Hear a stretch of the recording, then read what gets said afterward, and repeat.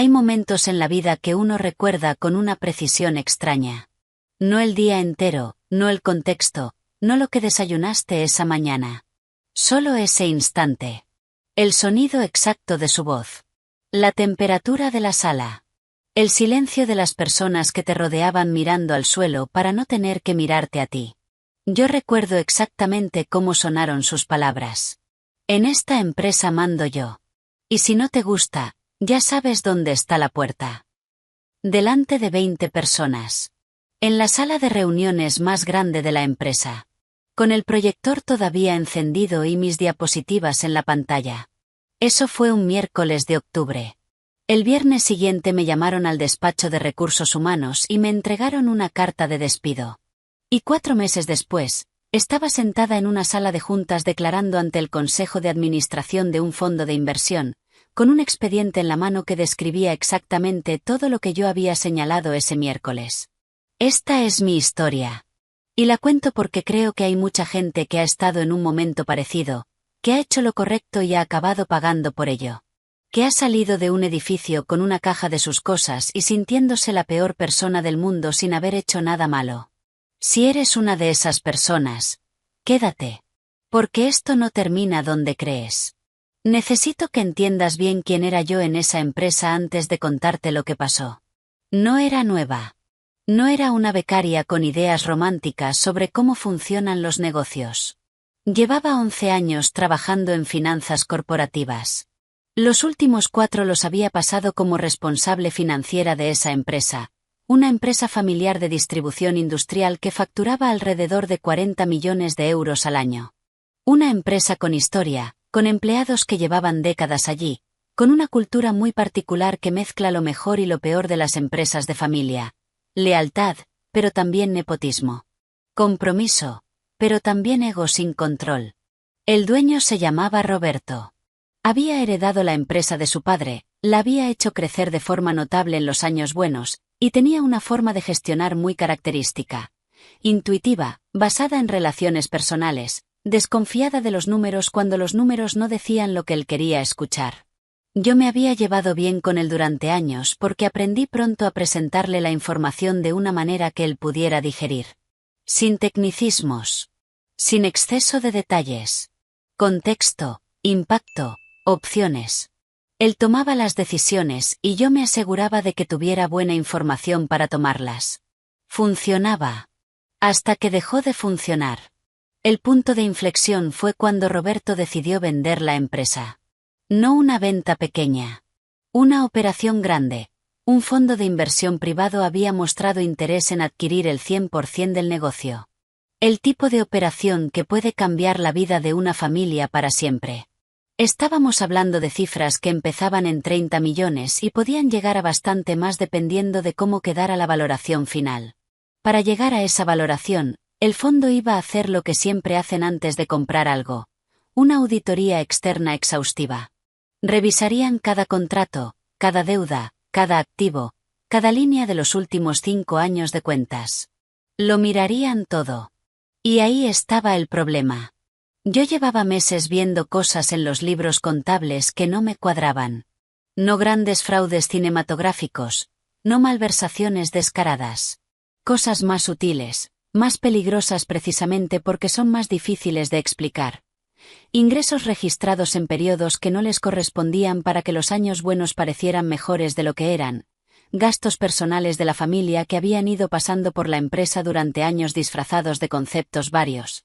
Y una deuda con proveedores que no estaba correctamente reflejada en el balance porque parte de ella se había ido aparcando en acuerdos informales que nadie había documentado bien. Nada de esto era necesariamente ilegal en todos sus aspectos, pero sí era un problema enorme de cara a la venta. Porque si el fondo llegaba a esa auditoría y encontraba todo eso sin que nadie se lo hubiera advertido, iban a interpretar que la empresa había intentado engañarles.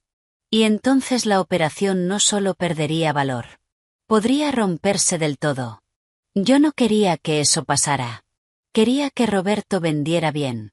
Quería que la operación saliera. Era bueno para él, era bueno para los empleados, era bueno para todo el mundo. Pero para que saliera bien, había que ordenar esas cosas antes de que llegara el auditor externo. Había que ser transparentes, presentar los ajustes de forma proactiva y dejar que los asesores del fondo los vieran en contexto, no como sorpresas.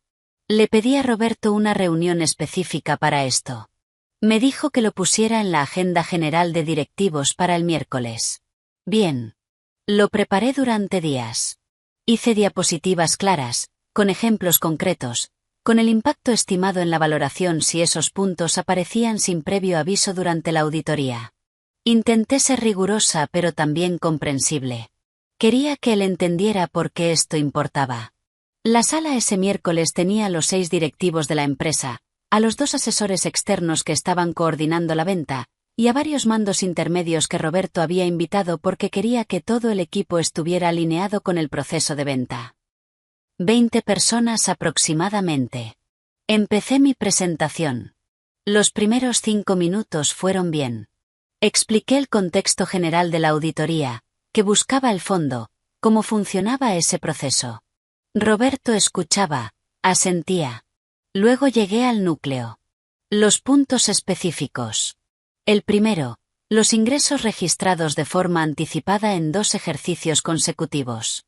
Expliqué cómo funcionaba, qué implicaba, qué podía hacer el auditor con eso. Roberto dejó de asentir. Seguí. El segundo punto, los gastos mixtos de la familia. Usé lenguaje neutro, lo más neutro que pude. No dije que era un problema legal. Dije que eran conceptos que necesitaban documentación adicional para poder justificarse ante un tercero. Noté que Roberto se movía en su silla. Que sus asesores intercambiaban una mirada. Fui al tercer punto. La deuda con proveedores no reflejada. Y entonces Roberto levantó la mano. No para pedir la palabra. Para que yo parase. Elena. Así me llamo. Elena. ¿Tú sabes lo que estás diciendo? Le dije que sí, que era exactamente lo que estaba diciendo, y que lo consideraba importante que el equipo lo conociera antes de que llegara la auditoría. Estás diciendo que esta empresa tiene problemas contables. Le dije que estaba diciendo que había puntos que necesitaban ser gestionados de forma proactiva. Se levantó. Literalmente se puso de pie. Esta empresa la fundó mi padre. La llevo yo desde hace 20 años. Nadie me ha cuestionado nunca cómo gestiono mis cuentas. Y ahora tú vienes aquí, delante de todo el mundo, a decirme que tengo irregularidades. Intenté responder. No me dejó. En esta empresa mando yo. Y si no te gusta cómo llevamos las finanzas, ya sabes dónde está la puerta. Silencio. Un silencio que duró quizás 3 segundos, pero que sentí como si durara 1 hora. 20 personas mirando en distintas direcciones, ninguna a mí. Los asesores externos con las manos quietas sobre la mesa. Mi presentación todavía en la pantalla. No grité. No lloré. No me disculpé. Cerré mi portátil, recogí mis papeles, y salí de la sala. Esa tarde no hablé con nadie. Me senté en mi despacho y seguí trabajando. El jueves también. El viernes a las 10 de la mañana me llamaron a Recursos Humanos. Despido improcedente. Causa genérica. Compensación calculada al mínimo legal. Me dieron una caja para mis cosas y me pidieron que entregara el portátil de empresa. Salí del edificio a mediodía con 11 años de experiencia, 4 de lealtad a esa empresa, y la absoluta certeza de que había hecho lo correcto. Si estás llegando hasta aquí y sientes que esta historia te toca de cerca, te pido que le des like a este vídeo y te suscribas al canal. Hay muchas más historias como esta, de personas que hicieron lo correcto y que tardaron en ver el resultado. Cuéntame en los comentarios si tú también has vivido algo parecido. Cuando te despiden de una forma así, hay una narrativa que empieza a circular sin que tú puedas controlarla. La narrativa en este caso era sencilla. Elena, la directora financiera, había intentado sabotear la venta de la empresa por razones que nadie entendía bien. O quizás estaba equivocada. O quizás era demasiado rígida, demasiado técnica, no entendía el mundo real de los negocios. Roberto era un empresario de éxito. Llevaba 20 años haciéndolo bien. ¿Quién era ella para cuestionarle? Eso es lo que la gente pensaba. O lo que Roberto se aseguraba de que pensaran. Yo lo supe porque me llegó a través de antiguos compañeros. Una llamada aquí, un mensaje allá. Roberto está diciendo que tú querías hundir la operación. Dicen que los números que presentaste eran exagerados. Dicen que no eras una persona de confianza. Ninguna de esas cosas era verdad. Pero cuando alguien con poder dice algo sobre alguien sin poder, la versión que circula es casi siempre la del que tiene el micrófono más grande. Quiero explicarte aquí lo que yo hacía realmente en esa empresa. No para justificarme, sino porque creo que es importante entender la dimensión de lo que se pierde cuando se despide a alguien así. Una responsable financiera en una empresa mediana no es solo la persona que cuadra los números a fin de mes. Es, en muchos sentidos, la persona que mantiene la empresa anclada a la realidad. Los directivos comerciales te traen objetivos optimistas. Los de producción te dicen que necesitan más inversión. El dueño tiene una idea sobre una adquisición que suena brillante en una conversación de sobremesa. Y tú eres la que tiene que mirar todo eso y decir, bien, pero ¿qué pasa si la previsión no se cumple? ¿Qué pasa si el banco no aprueba el crédito? ¿Cuánta liquidez tenemos realmente para los próximos 90 días? Ese trabajo es invisible cuando se hace bien. Solo se nota cuando no se hace. En 4 años, yo había negociado líneas de crédito en 3 bancos distintos, consiguiendo condiciones que le ahorraron a la empresa cientos de miles de euros en intereses. Había reorganizado el sistema de cobros para reducir el periodo medio de pago de los clientes de 72 días a 48. Lo que en términos prácticos significaba tener varios millones más de liquidez disponible en cualquier momento dado. Había implementado un sistema de previsión de tesorería que le daba a Roberto una visión a 3 y 6 meses que antes no tenía, y que en varias ocasiones le permitió tomar decisiones con tiempo en lugar de reaccionar con el agua al cuello. Y había hecho algo que pocas personas de fuera valoraban pero que era quizás lo más importante. Había construido una relación de confianza con los auditores externos anuales, con los asesores fiscales, con los bancos. Cuando alguien de fuera llamaba para preguntar algo sobre las cuentas de la empresa, yo era la persona que daba la cara. La que conocía el detalle. La que podía explicar por qué tal cifra era así y no de otra manera. Esa confianza tiene un valor enorme cuando vas a vender una empresa. Un auditor externo que llega a una empresa y encuentra que la directora financiera lleva años siendo coherente, transparente y rigurosa en su comunicación, trata esa empresa de una manera completamente distinta a una donde los números parecen opacos o donde nadie sabe explicar nada. Roberto no lo valoraba porque nunca lo había necesitado. Cuando las cosas van bien y no hay nadie mirando con lupa, puedes permitirte el lujo de no saber exactamente qué hace tu directora financiera. Solo notas que las cosas funcionan. El problema es que cuando alguien empieza a mirar con lupa, ya es tarde para aprender. Yo también quiero ser justa aquí y decir algo sobre el lado humano de todo esto, porque sería fácil pintar a Roberto como un villano de película y la realidad era más complicada que eso. Roberto era un hombre que había construido algo con sus manos, que había visto a su padre fundar esa empresa de la nada y la había visto crecer, que probablemente llevaba años gestionando las finanzas con la lógica de siempre. Lo que importa es que las ventas vayan bien, que los clientes paguen y que haya dinero en la cuenta a fin de mes. Esa lógica funciona durante mucho tiempo en empresas pequeñas. El problema es que no funciona cuando alguien con recursos y abogados viene a comprar lo que tú tienes. No creo que Roberto fuera una mala persona. Creo que era una persona asustada que tomó una decisión pésima el día que decidió que la solución a una verdad incómoda era silenciar a quien la decía. Eso no lo disculpa, pero lo hace más comprensible. Y yo, en esos días después del despido, intenté mantener esa perspectiva. No siempre lo conseguí. Los primeros días después del despido fueron extraños. Hay un tipo de desorientación muy específica que sientes cuando llevas 4 años yendo al mismo sitio cada mañana y de repente no tienes que ir. Te despiertas a la misma hora. Miras el teléfono y no hay correos urgentes. El silencio tiene una textura rara. No me rompí. Quiero dejarlo claro porque creo que es importante. No me rompí, no llamé a nadie a llorar, no busqué a Roberto para pedirle explicaciones o suplicarle que reconsiderara. Hay momentos en los que entiendes perfectamente que lo que acaba de pasar no tiene solución dentro de los márgenes en los que estás actuando. Que la relación está rota de una forma que no se repara. Y que lo único que puedes hacer es salir con tu dignidad intacta y proteger lo que sabes. Lo que hice esa primera semana fue documentar.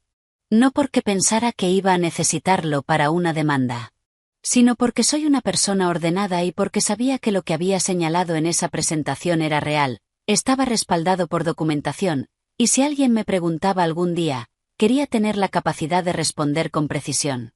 Guardé copias de todo lo que legalmente podía guardar. Los informes que yo había elaborado. Los correos internos donde había señalado esas mismas preocupaciones semanas antes. En conversaciones privadas con Roberto que él había respondido con vaguedades o había ignorado directamente. Mis propios análisis, mis propias notas. No hice esto con ningún plan específico.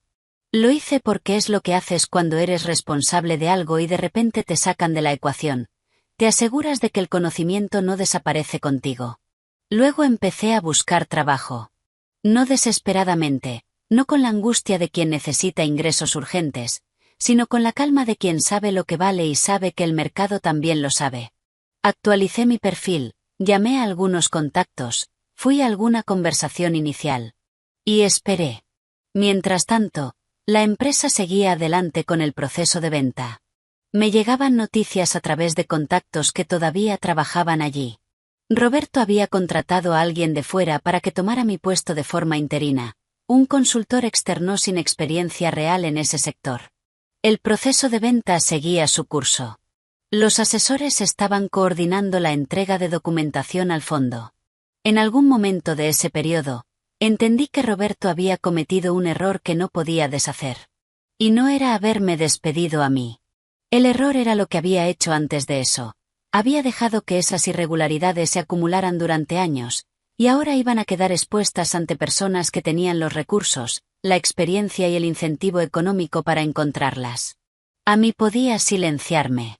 Podía quitarme de en medio. Podía controlar lo que su equipo decía de mí. Lo que no podía controlar era lo que iban a encontrar cuando auditores externos con mucho dinero en juego revisaran cada línea de sus cuentas durante semanas. Eso ya estaba fuera de su control.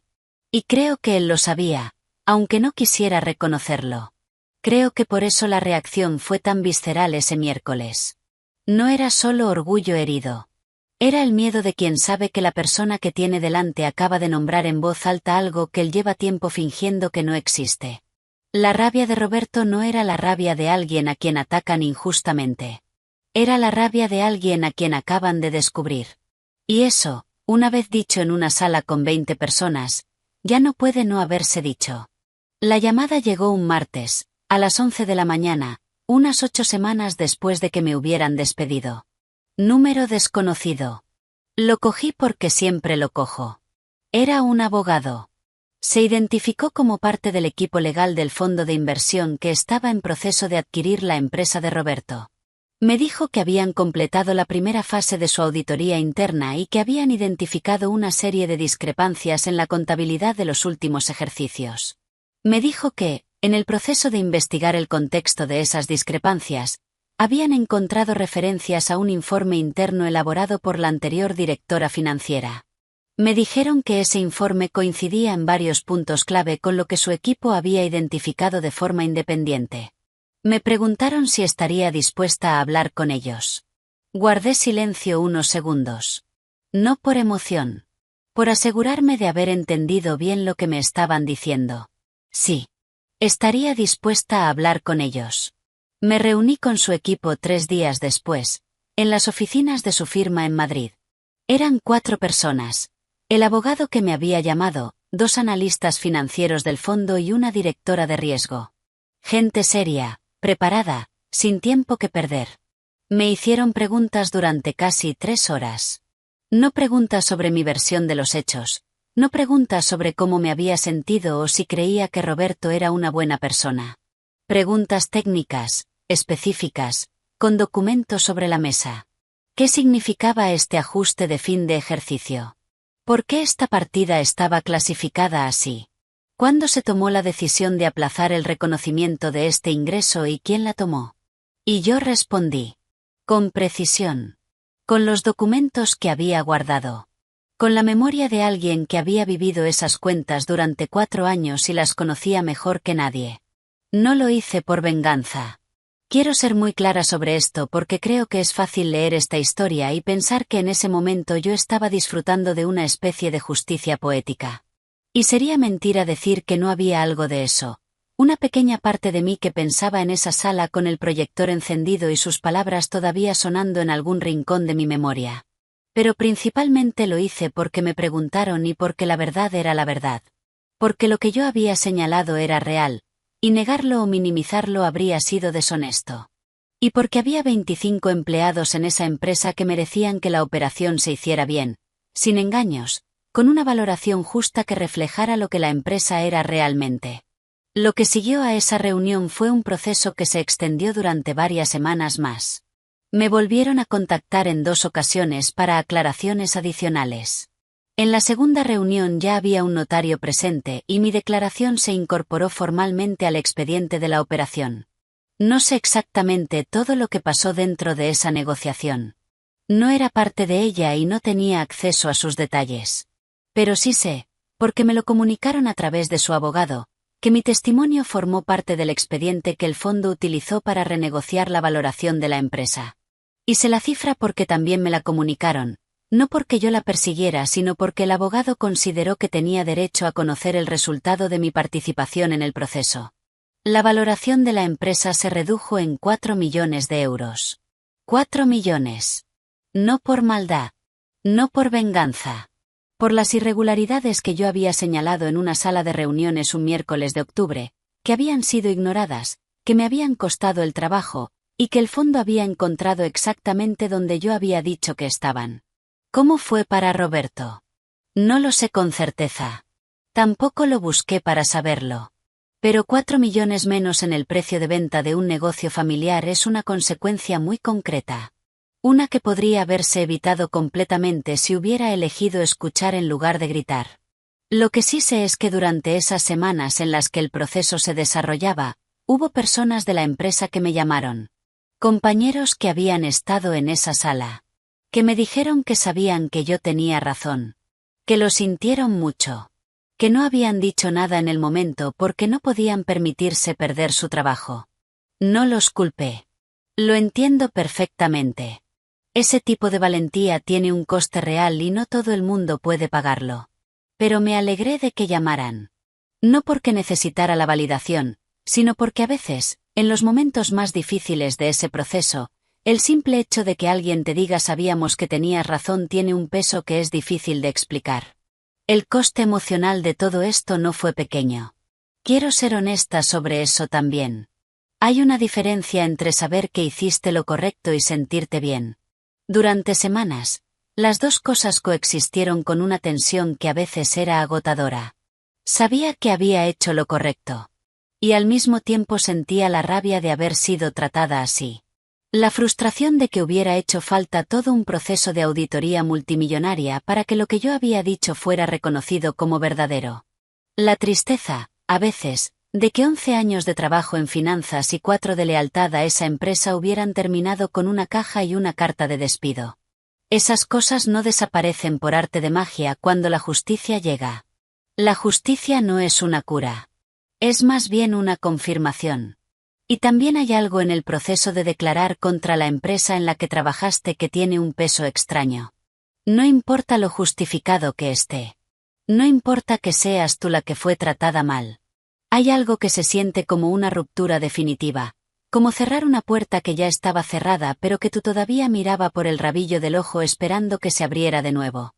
Esa puerta se cerró del todo en la segunda reunión con el notario. Y paradójicamente, fue un alivio.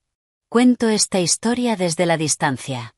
No desde el dolor, no desde la rabia. Desde un lugar donde ya puedo ver el conjunto sin que me queme. Empecé a trabajar en una empresa nueva 3 meses después del despido. Una empresa más grande, en un sector distinto, con una cultura diferente, estructurada, profesional, donde los informes financieros no son amenazas sino herramientas. donde cuando señalas un problema, la respuesta es cómo lo resolvemos, no cómo te callamos. El contraste fue revelador. No me di cuenta hasta que llevaba unas semanas en ese nuevo trabajo de cuánta energía había estado dedicando, en los últimos años con Roberto, a gestionar su reacción ante la información en lugar de simplemente presentar la información. Cuánto había aprendido a suavizar, a rodear, a preparar el terreno durante días antes de decir algo que podía molestarle. Cuánto de mi capacidad intelectual se había ido en ese ejercicio constante de gestión del ego ajeno. En el nuevo trabajo no hacía nada de eso. Llegaba a una reunión, presentaba los números, explicaba lo que significaban y entre todos decidíamos qué hacer. Sin drama. Sin miedo. Sin la sensación permanente de estar caminando sobre algo que podía romperse. Me costó un tiempo darme cuenta de que eso era lo normal. Que lo anterior no lo era. Una de las cosas que me preguntan con más frecuencia cuando cuento esta historia, en conversaciones privadas, es si me arrepiento de haber presentado esa información ese miércoles. De haber sido tan directa, de no haberlo preparado de otra forma, de no haber encontrado una manera de decir lo que Roberto hubiera podido tolerar mejor. Mi respuesta siempre es la misma, no. Y no porque sea una persona obstinada o porque disfrute del conflicto. Sino porque lo pensé mucho antes de esa reunión, y lo he pensado mucho después. ¿Había una manera diferente de presentar esa información? Quizás. Pero hay un límite a cuánto puede suavizar la verdad antes de que la verdad deje de ser la verdad. Y yo había llegado a ese límite. Había tenido conversaciones privadas con Roberto sobre esos puntos. Habían sido ignoradas. El proceso de venta seguía avanzando. El auditor externo iba a llegar en semanas. No había más tiempo para suavizar. Lo que aprendí de todo esto no es que hay que ser más diplomática. Lo que aprendí es que hay organizaciones donde la verdad es bienvenida y organizaciones donde la verdad es una amenaza. Y que ninguna cantidad de habilidad comunicativa puede transformar una organización del segundo tipo en una del primero. Eso solo lo puede hacer el liderazgo. Y cuando el liderazgo no quiere hacerlo, lo único que puedes hacer es proteger tu integridad y marcharte. Yo no me marché voluntariamente. Me echaron. Pero el resultado es el mismo. También aprendí algo sobre el tiempo. Sobre cómo la justicia, cuando llega, casi nunca llega de la manera que esperas y casi nunca llega cuando quieres.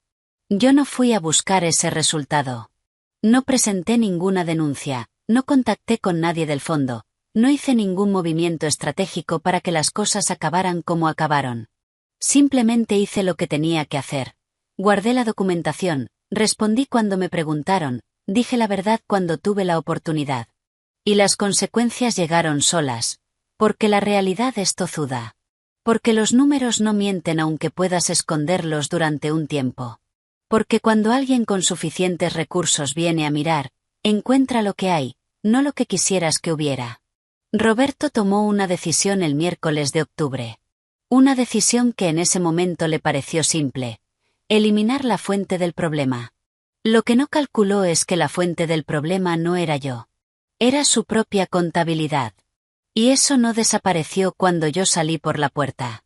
Quiero terminar con algo que va más allá de esta historia concreta. Hay muchas personas que trabajan en empresas donde su labor es invisible hasta que deja de estarlo. Personas que mantienen sistemas complejos funcionando, que señalan riesgos antes de que se conviertan en crisis, que dicen verdades incómodas no para fastidiar sino porque es su trabajo. Y hay muchas de esas personas que en algún momento se enfrentan a la misma elección que yo, callar para mantener el trabajo, o decir lo que hay que decir y asumir las consecuencias. No tengo una respuesta universal para esa elección. Depende de muchas cosas, de tu situación financiera, de lo grave que sea lo que ves, de si hay alguien más que pueda decirlo, de lo que estás dispuesto a arriesgar y de lo que no puedes perderte. Lo que sí puedo decir, desde mi experiencia, es esto. La integridad tiene un coste a corto plazo que es real y que nadie debería minimizar. Y tiene un valor a largo plazo que también es real y que a veces llega de formas inesperadas. No te garantizo que tu historia acabe como la mía. No siempre acaba así. A veces la injusticia simplemente queda sin respuesta visible, o la respuesta tarda años, o nunca llega en ninguna forma que puedas reconocer. Pero te puedo decir que salir de esa sala con el portátil cerrado bajo el brazo, sin haber suplicado ni cedido ni mentido, fue una de las cosas de las que me siento más orgullosa en mi carrera. No el resultado. Eso llegó después y fue su propio alivio. Sino el momento en sí. La decisión de no replegar la verdad aunque eso me costara algo. Eso nadie me lo pudo quitar. Ni con un grito delante de 20 personas. Ni con una caja de cartón y una carta de despido. Ni con semanas de silencio y una narrativa hostil circulando entre compañeros. Lo que sabes, lo que has construido, lo que eres profesionalmente, eso no te lo quita nadie. Y si algún día alguien te llama para preguntarte la verdad, estás lista para decirla. Si llegaste hasta aquí, muchas gracias de verdad. Esta historia me la guardé mucho tiempo y no es fácil ponerla en palabras. Si algo de lo que conté resonó, te pido que dejes un comentario debajo porque me encantaría leer tu experiencia, si has vivido algo parecido o si conoces a alguien que haya estado en una situación similar. Dale like al vídeo si crees que esta historia merece llegar a más gente, y suscríbete al canal si quieres ver más historias como esta. Nos vemos en el siguiente.